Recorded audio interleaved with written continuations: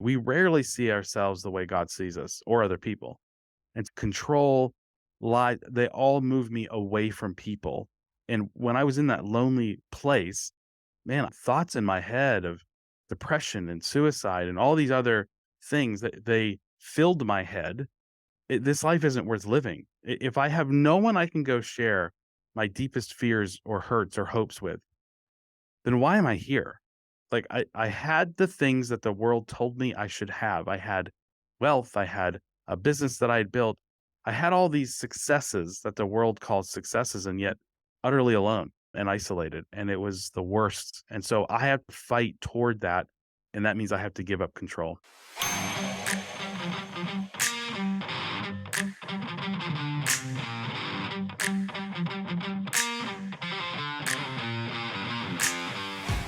Welcome back to Seek, Go, Create. Got a question for you. Are you struggling with finding purpose in your work or building a business that truly impacts your community?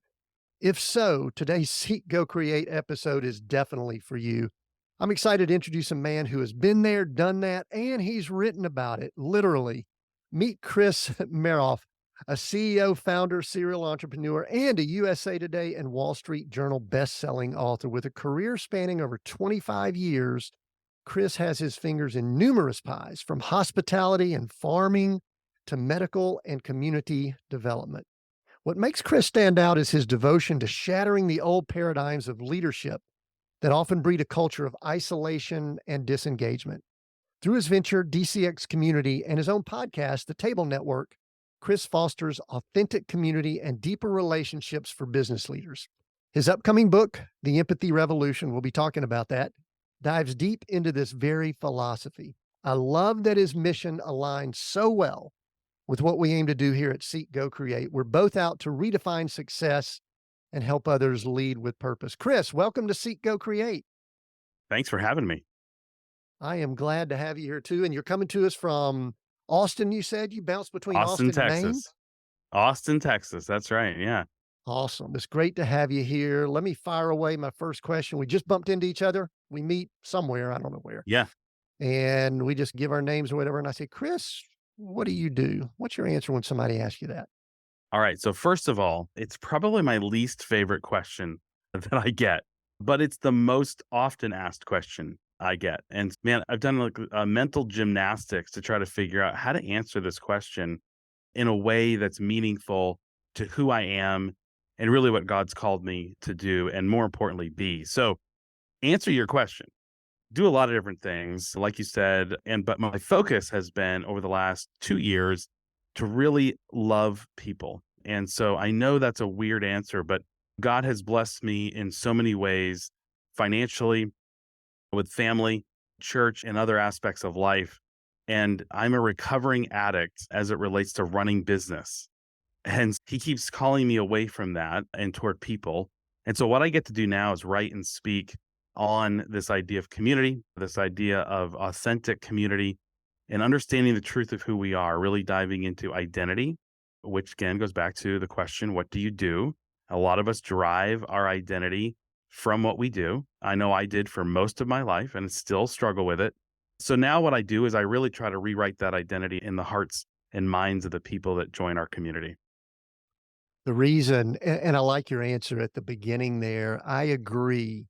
It's a fairly superficial, repeated question that doesn't mean a lot. And most people, and I think I did that for years too, would answer it with a job title Yeah, or something like that. So I appreciate that you don't like the question. I really do, because I've probably asked that 200 plus times on this podcast, and I'm getting to where I don't like it, but I like the responses I get from people that think deeper. that's right.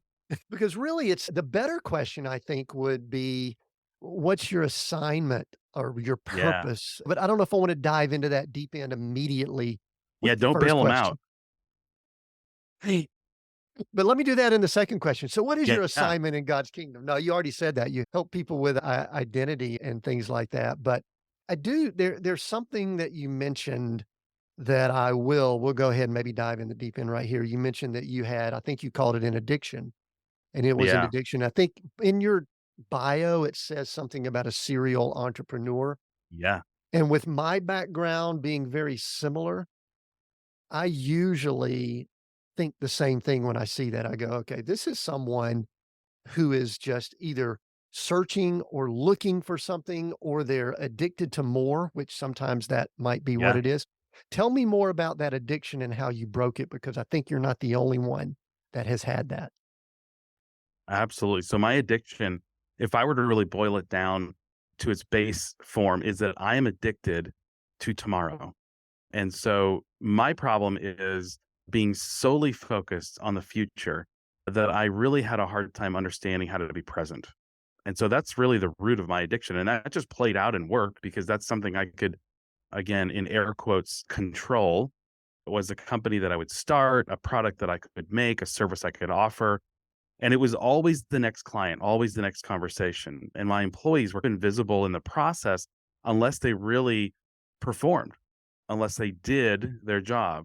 And so that's really, I think, the root of my addiction is, again, being addicted to tomorrow.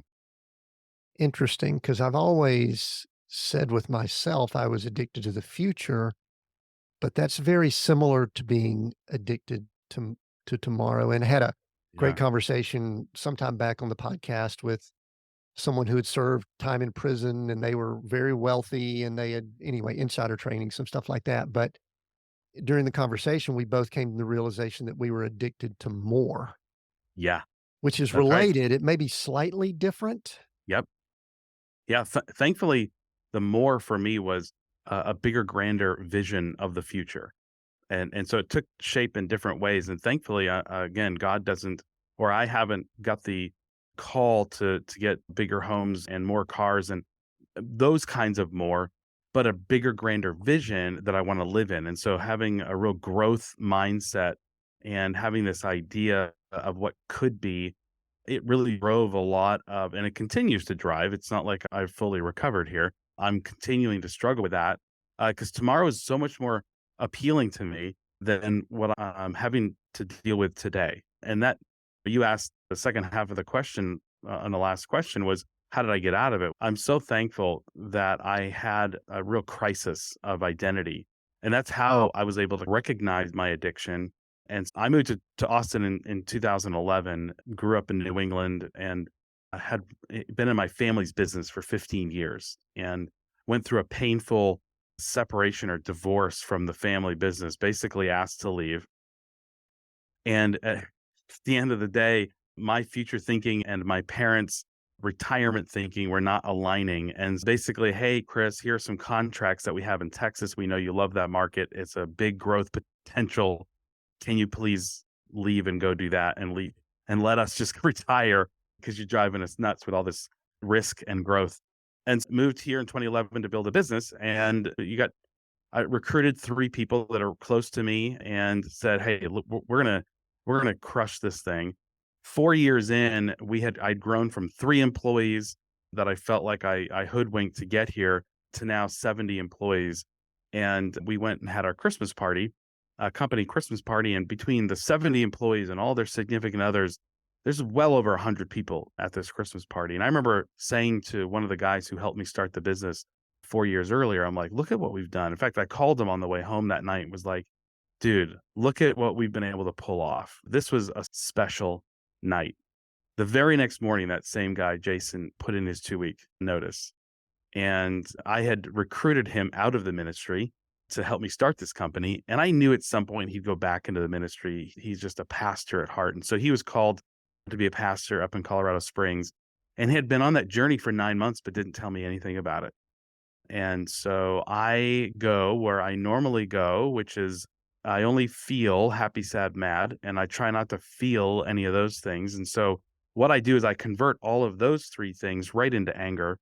And anger is my comfort space. It's the my I call it my safety shelter. And if I'm angry and loud and in control, and again, in control of the situation. It's when I turn to anger. And I just really struggled with why he would betray me like that. And that's probably my deepest fear in life is that somebody would betray me. And so I convert every behavior that everybody does that I don't like into some kind of betrayal. I had been on this journey with a discipleship pastor from my church of empathy. I did not grow up in a home where empathy was modeled for me. And so empathy just really represented kind of weakness. Or, hey, if you're in leadership, you need to show up strong and confident, and you need to be a problem solver. You need to be absolutely amazing in managing crisis. And so, this idea of empathy, I would tolerate maybe those conversations at church. That's one thing. At work, absolutely not. With my kids, no way. And with my wife, no. There was this side of me that was opposed to empathy. And so I remember this discipleship pastor for years leading up to this, he kept saying, "Mourn with those who mourn, rejoice with those who rejoice." And I would say that I started to develop a muscle that I could be empathetic. So somebody could come to me, and my first response wasn't my natural response, which was, "Hey, here's how you fix it, and you don't have to feel the way that you feel currently." That never worked, of course, with my wife or anybody else. They just wanted to not feel alone. And all I wanted to do, again, was run away from all emotion.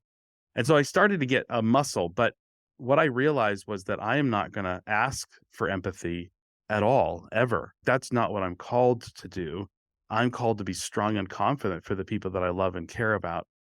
And so right after Jason left, I met with the same discipleship pastor, and he started the meeting like he did every meeting, which is, "Chris, how you feeling?" And I reverted right back to fine, good, and okay. Those are fantastic words. If you don't understand empathy or emotion, those are my favorite words to say, fine, good, or okay. Well, he knew I wasn't fine, good, or okay, kept probing. And by the end of the conversation, he finally looked at me and he goes, "Chris, who on this planet would you share, or do you have anybody that you would share your deepest fears or hurts with?" And of course, I lied and said, "Yes, I got my wife. I've got friends I would share that with." And on the way home that day, I'm in the car and I, again, am raging mad at Donnie, my discipleship pastor, for asking me that question, for probing and poking, mad at Jason for leaving, for betraying me, mad at God. I've been a good boy. I've been trying to do things the way that you wanted me to do. Why are you doing this? And I just remember getting angry at traffic and angry at everybody as I'm driving home. And I realized that I was in a prison of my own making. That because I had not been vulnerable with one human being, that nobody actually knew me, and I didn't know me. And for the first time as an adult at 42 years old, I wept. And I'll be honest, it's been now 8 years, and it feels like I haven't stopped weeping for the pain that gets caused when you bottle up the gift of emotion that he's given us, which is really a way that we can, as human beings, connect. And so that was my crisis. And it took me another 12 months to figure out what this was going to look like. I'd say for 9 of those months, God and I agreed to disagree about the next steps. But that's how this whole thing came to life for me. I appreciate you sharing that because it gives me about 12 different places to go from here, which I love, by the way.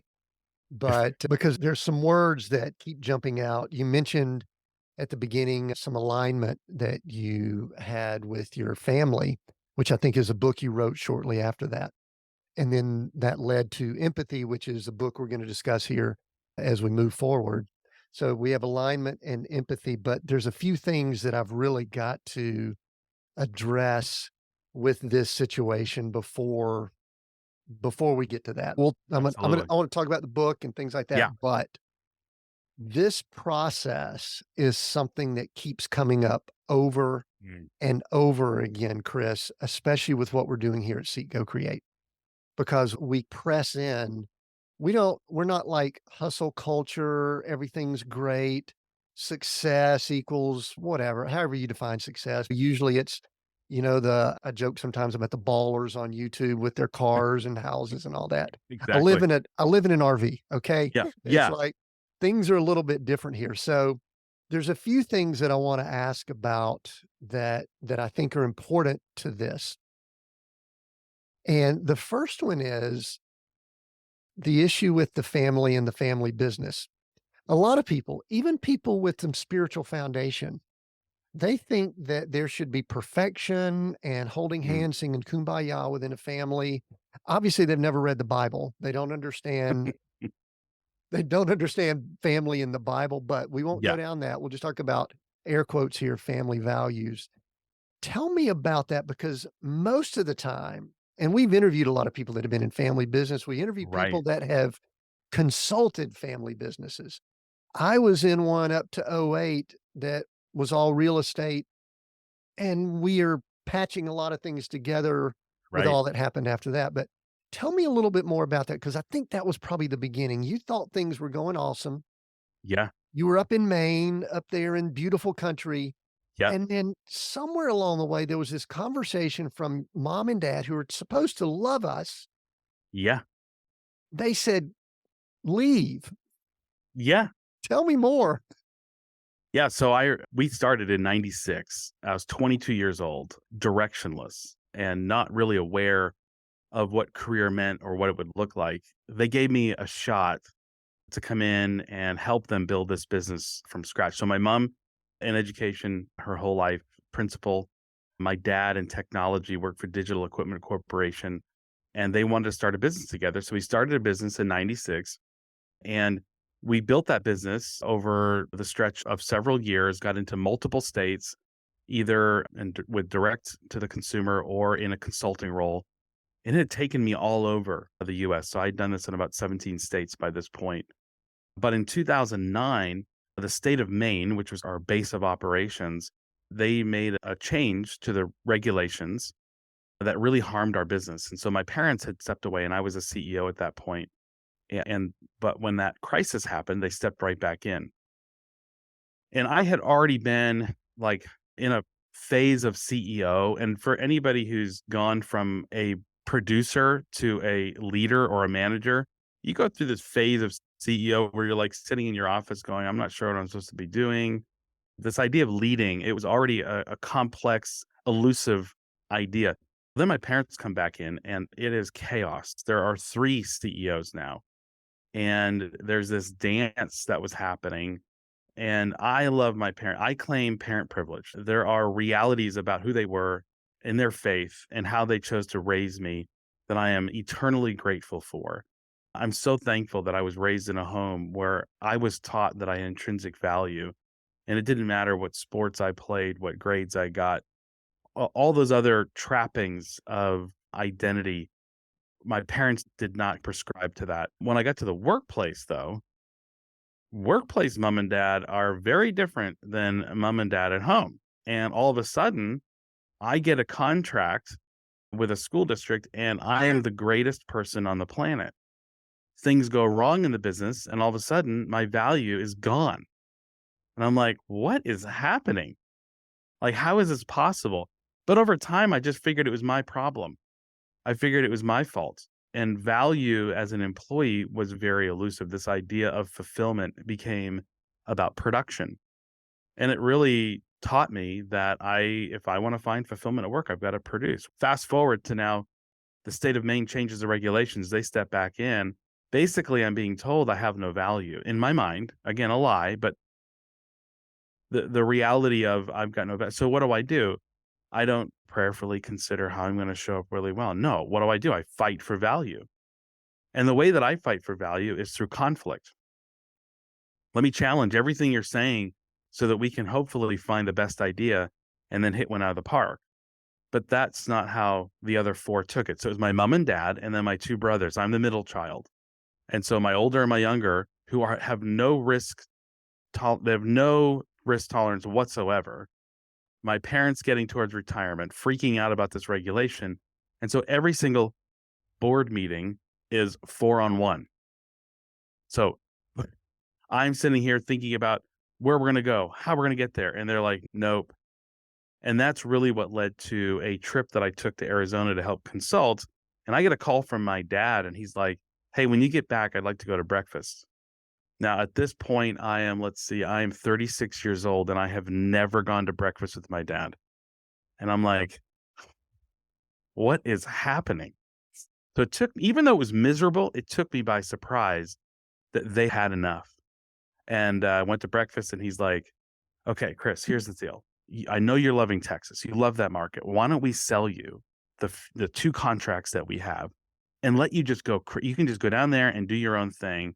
And that way, like, you're not worried about what we're doing here in New England, but you're freed up to. And so I walked away going, "This is awesome. I can't wait to do that." And then it dawned on me, they are just kicking they just don't want me in the family business anymore because I am constantly bucking everything they're saying. So that's how that came about. All right. Couple things related to that. Family business is always interesting and fun and weird at the same time. Sound like there was a foundation of faith within the family, is that Yes. correct? Y'all were There were followers of yep, Christ and all absolutely. that good, okay. But you said that later you went through identity crisis. It sounds to me, and I'm gonna say a couple things and you just respond.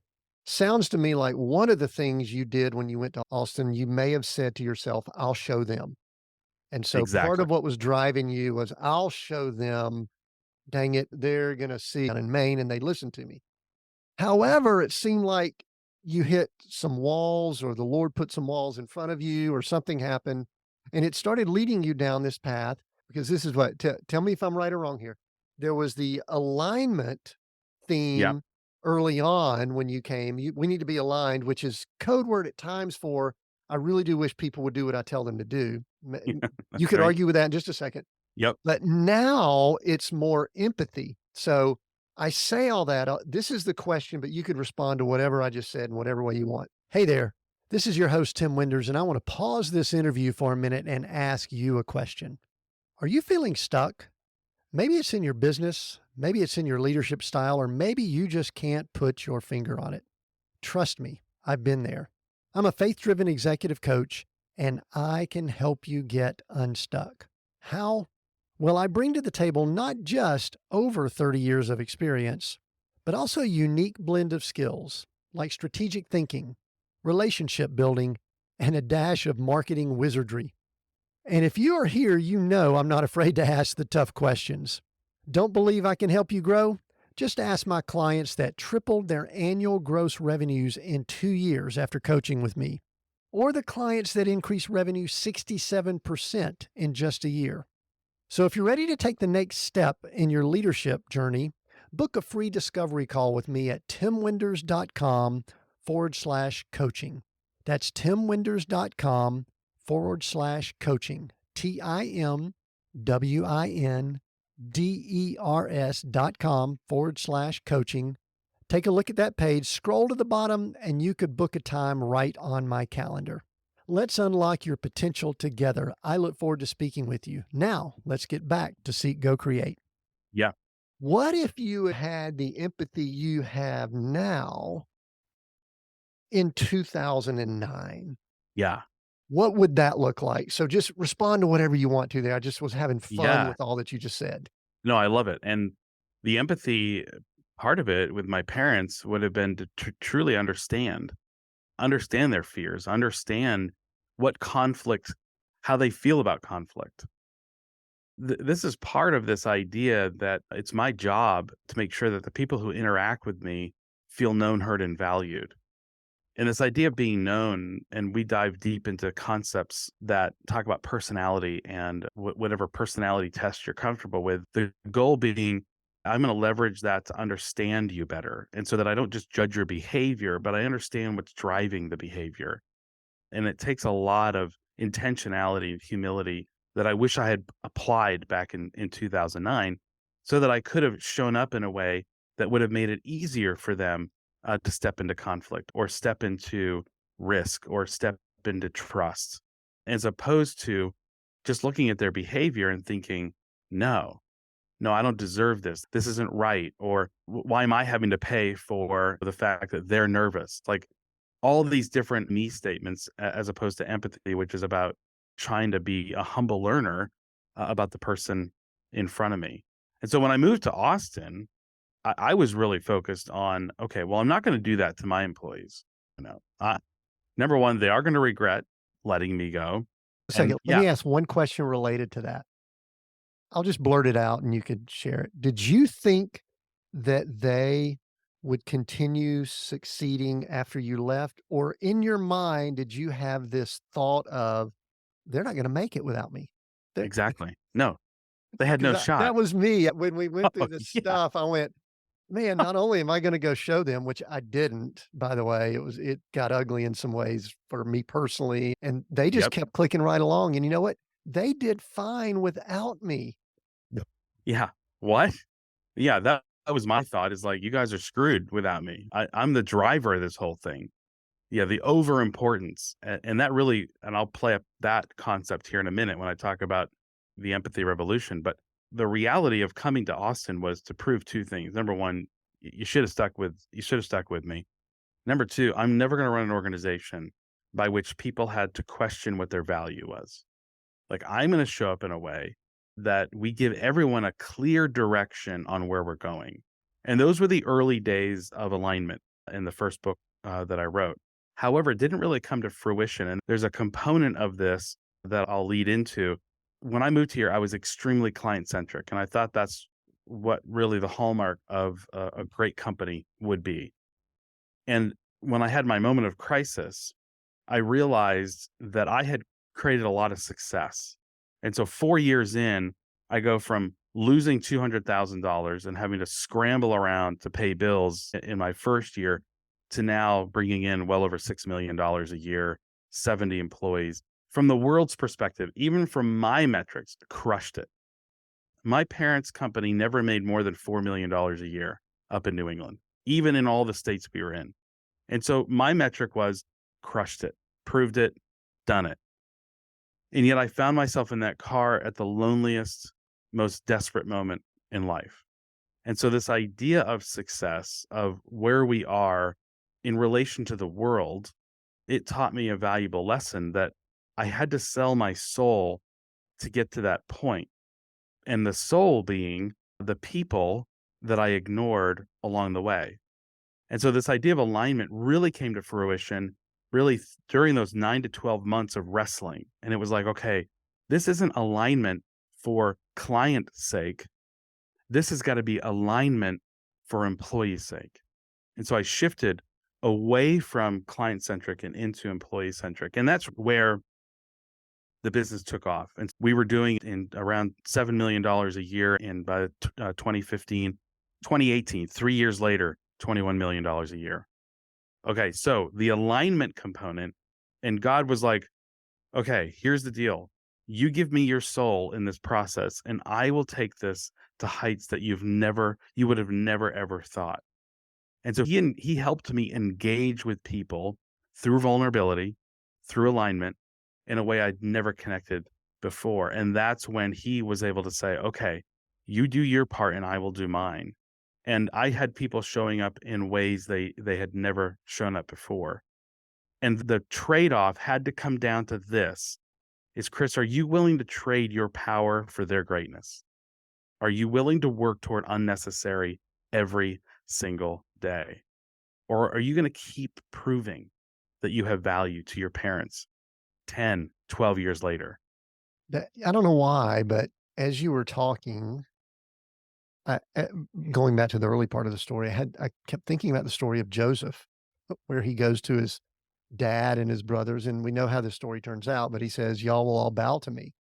And I'm not sure about the people skills of that or anything like that, but we also know that he went through some very challenging times to get to something later that was beneficial. I think he probably learned empathy along the way, don't you That's right. think? We don't have that in scripture, but I believe that he probably did Yep. based on the way he responded later when he saw his brothers. But is that a journey that we have to go on, Chris? I've I been on think a similar so. journey. You've been on a similar journey. And Yeah. I think the answer is we'll talk about this a while is get the book so you don't have to go through this stuff, maybe. But is part of the process going through that refining, that redefining that we talk about here is I'll ask it this way. Are you thankful that you went through all that? Incredibly thankful. I would not trade any of those hardships or hurts because where I am now is I get to like really investigate people in a way that gives life deep meaning. Emotions are again something I ran from for most of my life, and now I crave them because it means I'm alive. And in feeling and sharing those feelings, articulating those feelings in a way that's incredibly uncomfortable, it really reassures me that I'm loved. And when I share my weakness, when I tell somebody, "Hey, I have no idea what we're doing," or when I say, "I need your help," and they respond really well to support me, to care for me, to empathize with me, it creates such camaraderie. It creates such community, authentic community, and in that, it empowers me to be who I'm called to be. Link that to our faith. Because listen, we could pluck scriptures and we could preach and Yeah, teach on we could do it about on just about anything. We could even pluck a scripture and justify the hard charging, get the job done like we were doing back before we all went through crisis. But tie this together with faith. How does yeah. empathy, the empathy revolution, how does it tie in with faith and why is it so critical that we get this? Absolutely. That is an awesome question because it really helps understand for me how I'm going to have these kind of conversations going forward. So, an example of that would be this idea of empathy. So, first of all, understanding that empathy requires vulnerability. And so, without vulnerability, without knowing how you feel, I can't empathize with you. And so it requires you to express a feeling of emotion. And so there's a bravery there that I just ran away from for most of my life.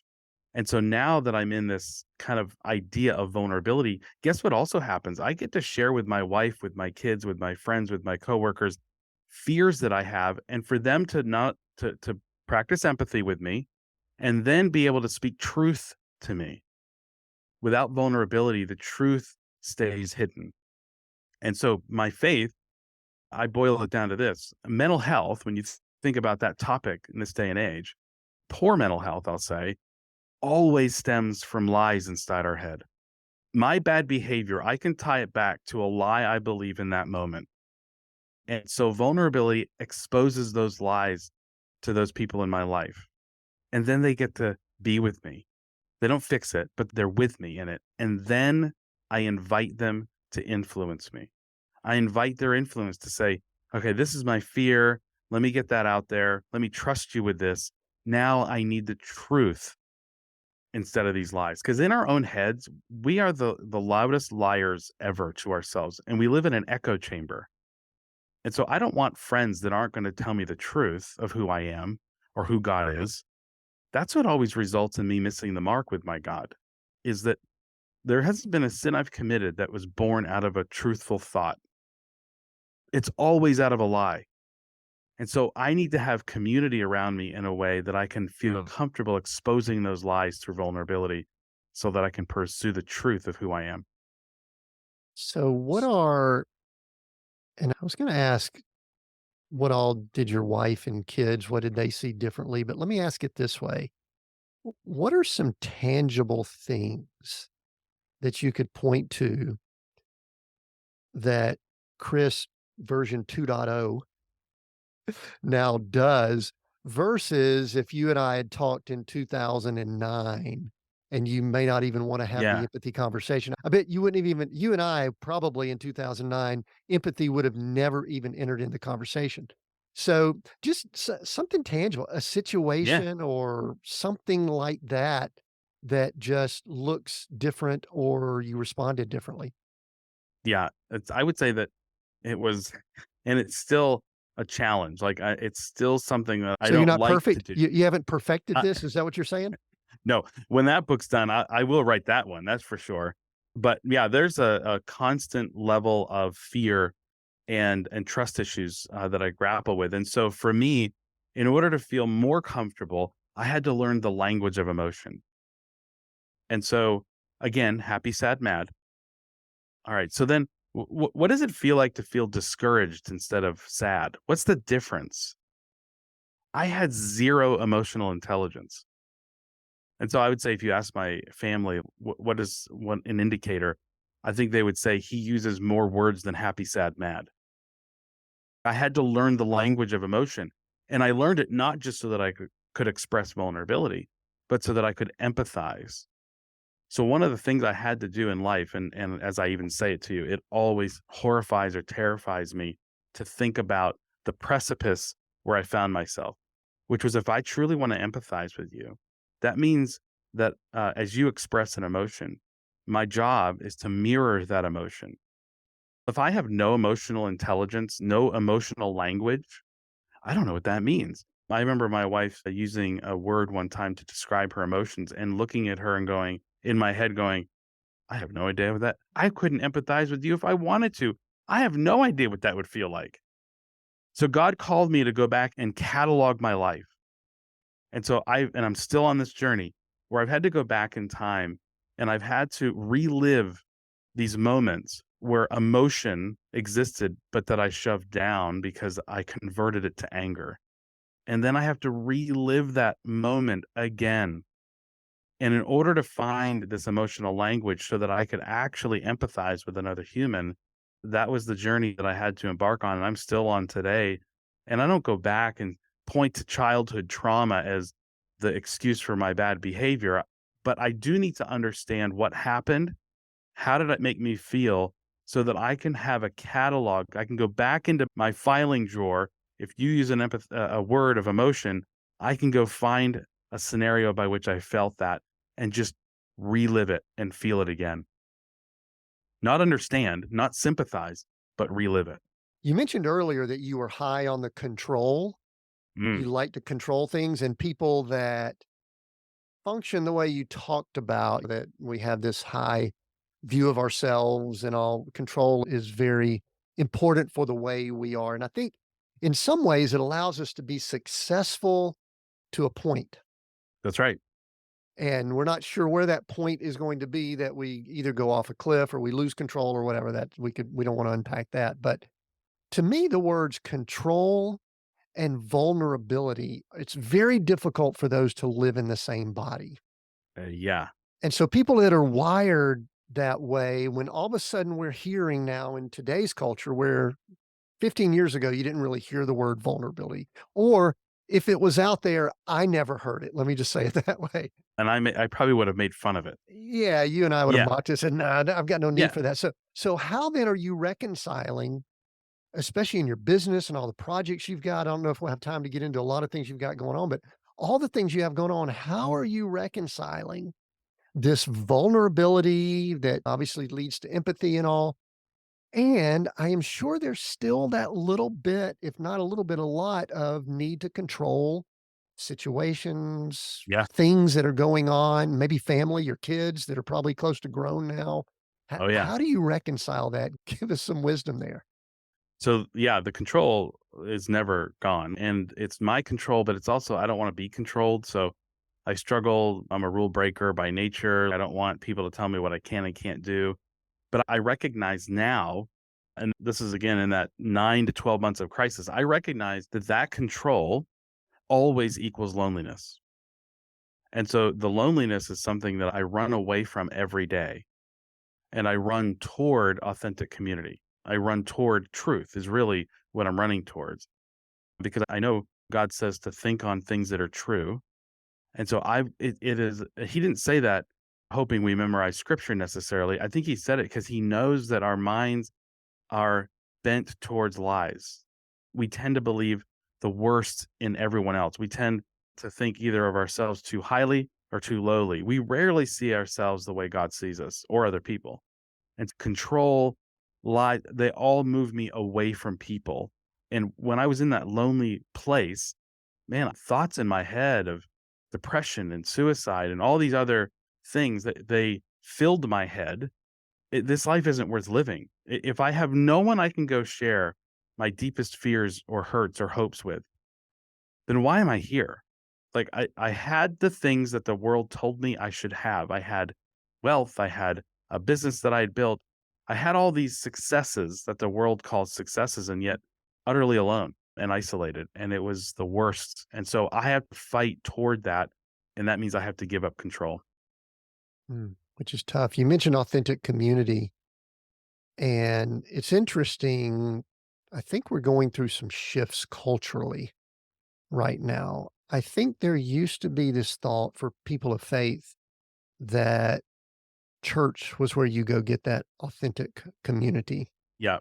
And I want to be careful throwing the quote unquote small C church under the bus here, but I don't think that's been the case for some time. And I think we saw a lot of that when COVID occurred and things like that. But where do people like you and I, like probably listening in, where do we go when we're very control wired, when we're achievement oriented, when, we want to be driving and we want to make impact and, all these words we could throw out here. And Yeah. some of those we may need to rethink also. We may need to Yep. soften that. But where do we go to find that authentic community? That is one part of the question. But then, secondly, how do we know what it looks like when we're there? Which is a little bit more of an opportunity for you to talk about what is authentic community.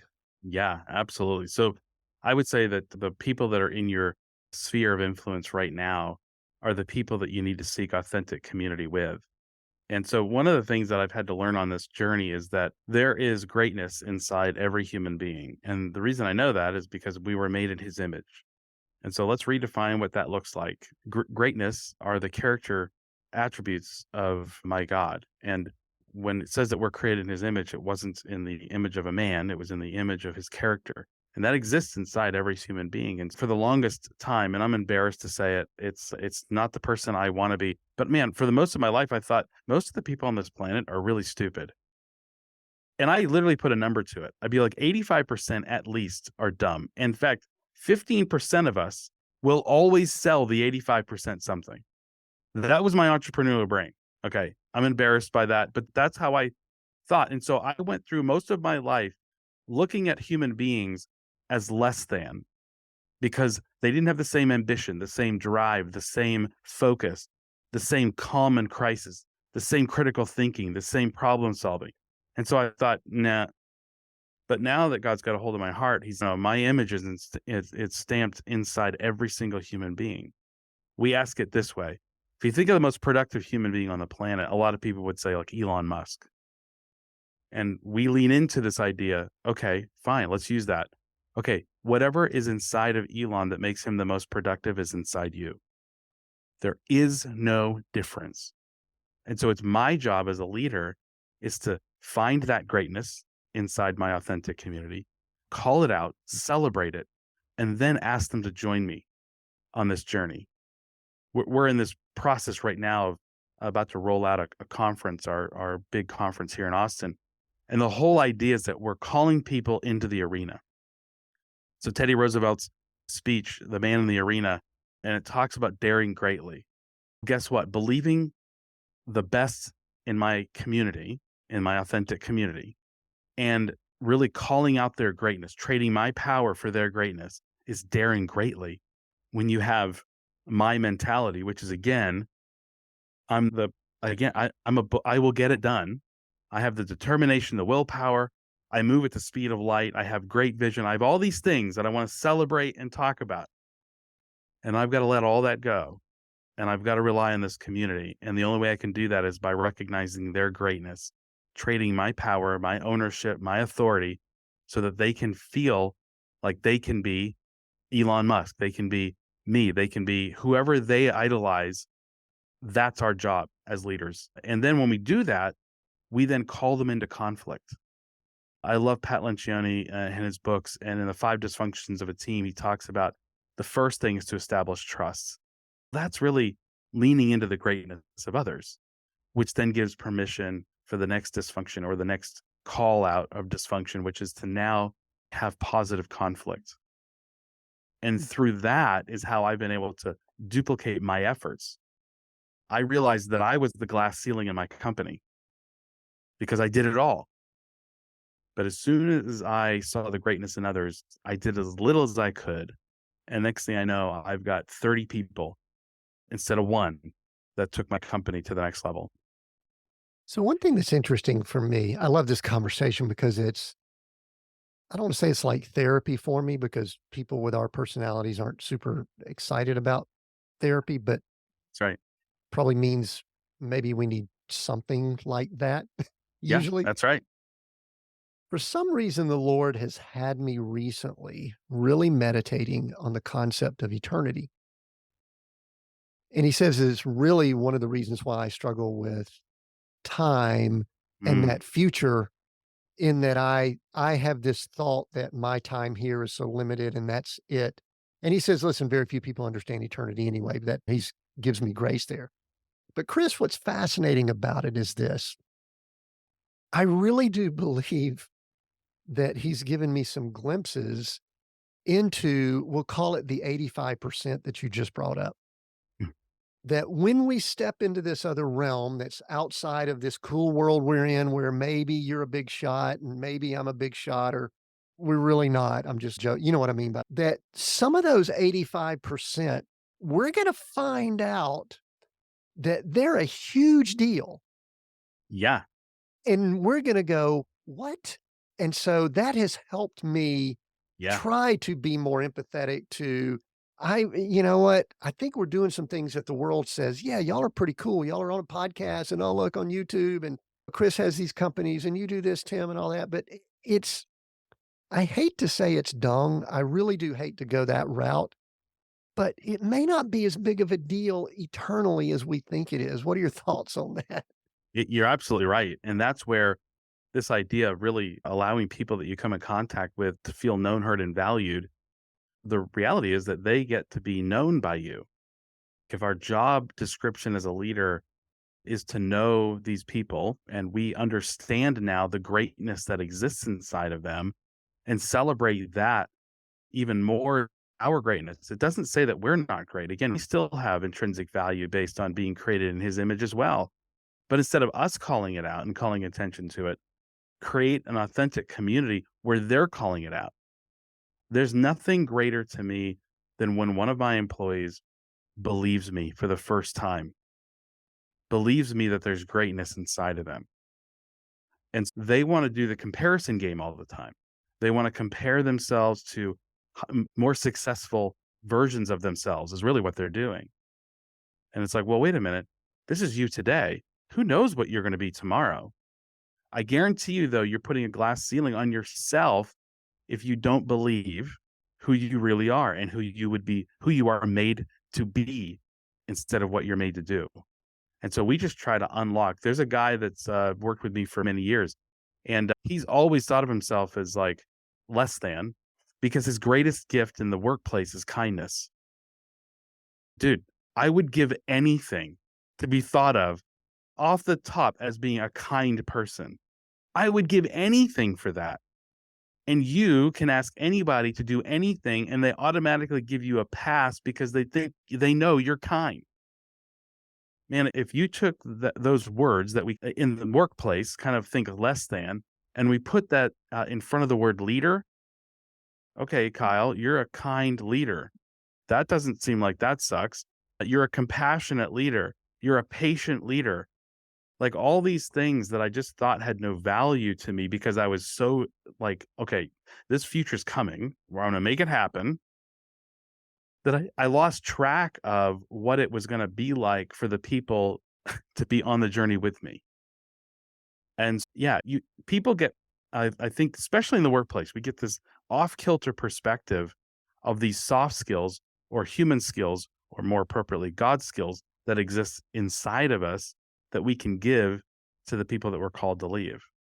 Mhm. And so that's the thing I would say has been, and it keeps propelling me forward to discover the greatness in people. We're about to do this afternoon a Zoom interview with 10 A&M, Texas A&M college students to be interns.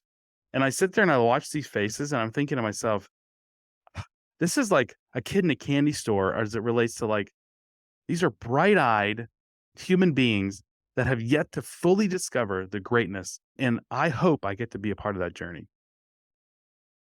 Very cool. You brought up the word earlier, comparison, which triggered something in me. We're social media and everything we do, and I guess the workforce when you work with people causes that. But I like the tagline from the Empathy Revolution. It's a good segue for us to begin discussing it. Practical wisdom to combat organizational and social loneliness. Mm. Now, what's interesting is that we are, air quotes again here for those that might be listening in, I'm air quoting, we are more connected, I'll call it digitally, to Yep. people. And we've got 3,000 friends on LinkedIn or Yeah. connections and 4,000 on Facebook or whatever. But yet we have, and the studies show we have one of the loneliest That's right. groups of people. And you even talked about it back when you went through your crisis. How does that tagline, let's start talking about, I want you to unpack for us some things related to the empathy revolution. Why is that word loneliness in that tagline? Because people shouldn't be lonely, but yet they Yeah, are. that's right. Yeah, they have access to greater connection than ever before in human history. And yet, as we have more connection at the surface level, it drives us into more loneliness. We're made in a way in our humanity where comparison, jealousy, envy, all these things tend to drive us towards like understanding what we don't have or what we're not. And in that, we get into it, like I said before, like an echo chamber in our own mind around starting to believe those lies. I'm about to take the stage at this conference, and there are other speakers at this conference who I have looked up to and idolized for a long time now. And I'm battling in my own head this lie of comparison that says, goodness, you're going to look like an idiot up there compared to these other people.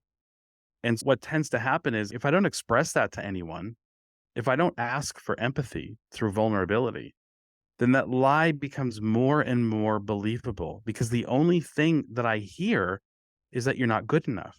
You're not good enough. You're not good enough. What are you doing? Who do you think you are? And so if I don't express that and let other people speak truth into who I am, man, that loneliness just, it's like a virus that takes over and it controls my actions. And I was sharing with somebody today, I'm like, hey, if I don't have this conversation with you, then the thing that I fear the most comes to truth if I don't overcome that fear through vulnerability. So I said, the number one way for me to look like an idiot up there is to think I'm going to be an idiot up there. And so I've got to speak that out into the universe so that the people who love me and care about me and know me, they can speak truth into me. They can remind me that I'm a guy who speaks his mind, who speaks out of passion. And it won't matter if I stumble over words. It won't matter if I deliver it in a way that's not as polished as these other speakers. It'll matter to people in that audience because they know you love them. If I don't hear that, it's going to be a disaster. One thing that's interesting, I think I have seen the line up there, and I might let you mention that here. There are probably some very, like you said, well known speakers and all that. But did you ever think, what if they're sitting there thinking the same thing? Yeah, I know. No, it wouldn't have crossed my mind. No, it's like that. They do it 1,000 times a year. For them, it's no big deal. Again, these are lies that we tell ourselves. And when we do it in isolation, it creates truth for ourselves. We literally convert that to being true, and it's just not. What's interesting is that I am coming more and more to believe that part of our role here on this earth is to prepare our hearts for eternity or the next Mhm. realm and to connect with as many people and help them do the same. That Yes. looks like a lot of different things for different people. Some of us, I think, we're in the business arena. Some people might be in, like you mentioned, Jason, I think that went back to being a pastor. Some of it's church Yeah. worlds. Some of it might be in some places that, boy, the battlefield or something like that. Yeah. But I think the biggest challenge that we have is being disconnected and isolated. Yeah. Because I was just thinking, I'll give you this example. Let's just say there's these group of speakers, 5 or 6 speakers, and let's just say that they're all going through the same thoughts that you are, and none of you ever say anything to each other about it. Yeah. How powerful and authentic it would be if, and I know speakers come and go, they're not there at the same time and all that, but if that group could say, "Hey, listen, I just want to let y'all know I'm pretty intimidated being here," and then they go, "You know what? I am too." And all, but Yeah. I think that authentic community, I don't think we give ourselves enough opportunity No, I agree. to connect. So how can we do it? And then we're gonna get into, I want you to really do a pitch for the book and all of that, but how can we really get into some authentic community? I really do wanna know that. Yeah, I think that you take opportunities to be transparent and real anytime you can. And so for me in conversation, again, it's the anti fine, good, and okay. I get asked questions all the time about how's this going? What's happening with this? How are you feeling? And really stepping into being faithful to truth. And so if I'm not doing well, to say I'm struggling. And there are circles and then inner circles and levels of appropriate vulnerability and all those things that matter, but I think those might be excuses sometimes to not just step out and say, "Okay, I'm not doing well. I'm struggling. I'm having a hard day. I'm feeling discouraged or I'm feeling sad or depressed," whatever it might be, but to express those things in a vulnerable way that allows people really to step in and offer us some truth. One of the speakers, ironically, on our pre-conference call, as we were talking through the book and this idea of loneliness, and he leans forward into the mic, into the computer. He goes, "I gotta tell you, public speaking and writing," he says, "this is an extremely lonely place." So I'm like, "Let's do something about that. Why don't we create a community of speakers that we can love each other and care for each other in this whole process?" And so through vulnerability, I just think great things can happen towards a bond that if you're not really willing to go through this fire, this forge of trust and vulnerability, you're just going to miss out on. That's not living to me. It's risking the emotional well-being for truth, and that really allows, I think, for people to live for the first time. So, truthfully, the reason that this podcast exists, Chris, is because of all that I went through. And I realized that I wanted to have conversations. There's a reason this Yeah. isn't a 20-minute podcast, also. I can't have this depth. And so I get somebody like you here for an hour that we get to go deeper. And that's part of the connection. And then what I like to do is I'll follow up in a month or so and say, "Hey, Chris, how are you doing? What's going on?" It's just, I'm trying also to Yeah. do that. Yeah. Tell it tell us about the empathy revolution, how it came to be Yeah. and all of that, and then I've got a couple other questions before we wrap up, but go ahead and tell us Absolutely. why that's so important.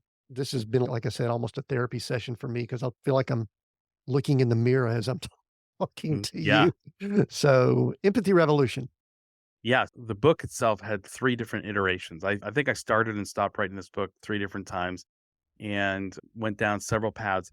This, where it ended, was a memoir or a journal of my leadership journey. And it's literally what I didn't want to do is to, again, be vulnerable and expose the hurts and what really brought about a lot of the change in who I am and what this means to be a leader and really redefining leadership. And so, the first and foremost, I really wanted to allow people to understand maybe a different version of leadership than the one I grew up thinking was the only way, which is again, strong, confident problem solver, amazing in crisis, and really convert that to focus on loving and serving people toward their fulfillment.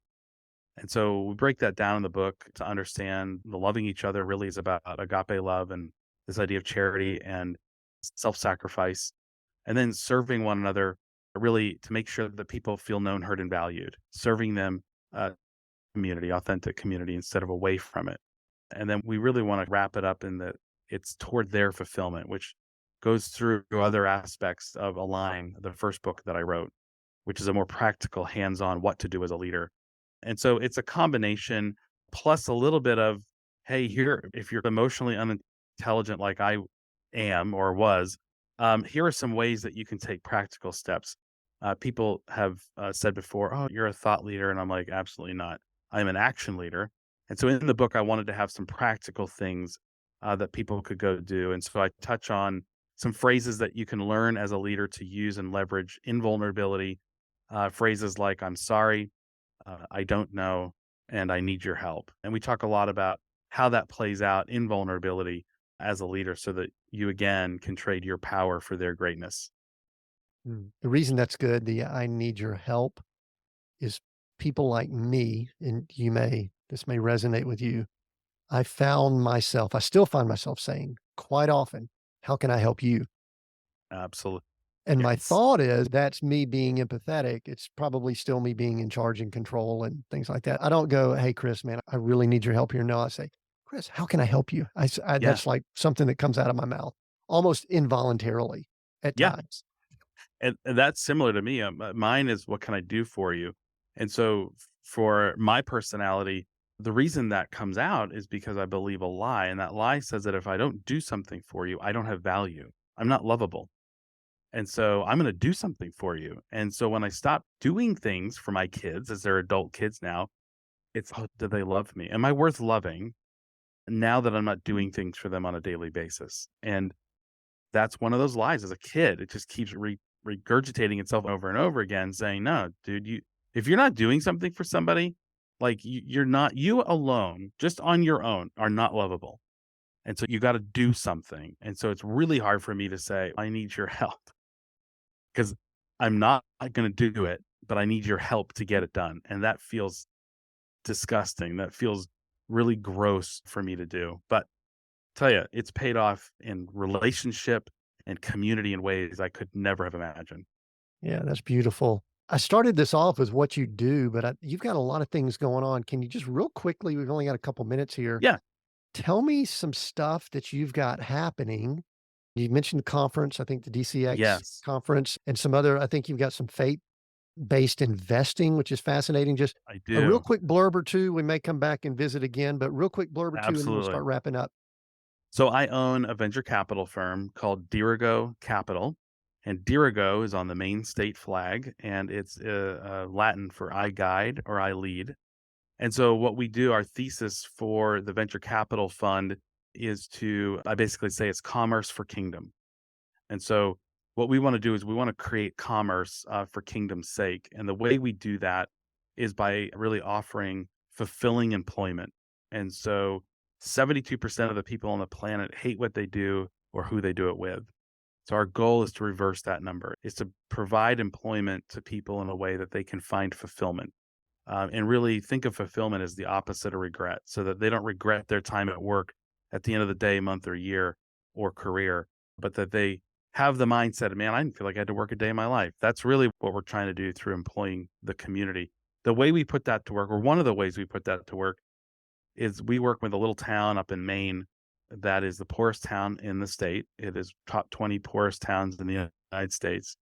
And our goal is to double the full-time employment and to raise the median income by about 50% over the next 10 years. We're 2 years in, and we've already added about 8% of the jobs to that market. And so that's what the fund is really focused on. But then the fund gets all into, we've got medical hospitality. We're in a bunch of different actual businesses that we're involved with. But I'm semi-retired, so I don't really run that fund anymore. I really now spend all my time in this thing called DCX Community, which is really focused as a parachurch organization in the city of Austin, where we can teach what leadership is, come alongside leaders who are willing to accept the challenge, love them, give them community in a way that empowers them to show up really well in employee centric companies, organizations, teams, you name it. So that's what we get to do now. We do that through a podcast and a networking lunch that we put together all over the city. And then the conference, DCX conference, which is coming up very soon. Very cool. All right. I think at the time of recording, the book has not been released. We're recording this in Right. early October. I don't even know what day it is. But tell us where and when the book will be available. I think by the time this episode releases, it may have been available. So give us that detail. And then I've got one more Yes. question and then we're done. Absolutely. The book is released as of October 17th, and then the audiobook version will be released soon thereafter, probably about a month later. And then best way to connect to me or the book is going to be, of course, Amazon, but then chrismeroff.com. Okay. Very good. Spell that for us so people have that on the audible part of this. Absolutely. It's CHRISMEROFF as in Frank.com. Perfect. Thank you. And I'm looking forward to checking that out. And I think it's something that a lot of us need. We are seek, go create here, Chris. And I'm going to let you choose one of those words that means more currently over the other two. Seek, go, or create. Which one do you choose and why? Go. Go. And again, this goes back to me living in the future and doing. I like to get my hands dirty. I like to go and be a part of what's going on. Chris, thank you. Man, I've loved this conversation. Chris Meroff has joined us. Make sure you get the book, The Empathy Revolution, that should be out by the time you're listening to this, and check out some of the other things he's doing. I know I'm going to. In fact, I'd love to have about another 1 hour conversation to talk about some of these other items. I appreciate you listening in here. I appreciate Chris being here. We have new episodes every Monday here at Seek Go Create. Until next time, continue being all that you were created to be.